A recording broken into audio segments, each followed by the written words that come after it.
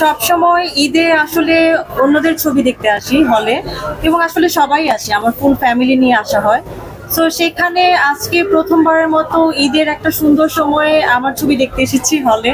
তো এটা আসলে ভাষায় প্রকাশ করা যাবে না এখন আমার ভিতরে আসলে কি হচ্ছে।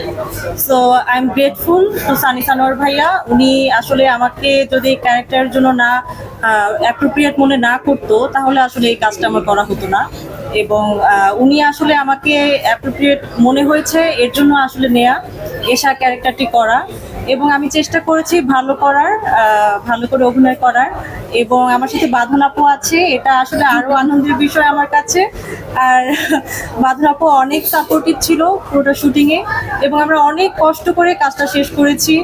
আর ঈদের মতো এত বড় একটা সময়ে আসলে নারী কেন্দ্রিক একটা মুভি নিয়ে আসছি, এবং সেখানে আমার তো এক্সপিরিয়েন্স একেবারেই নতুন।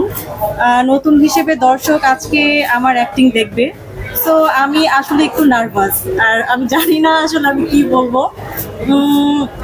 I am grateful. Thank you. Thank you Esha.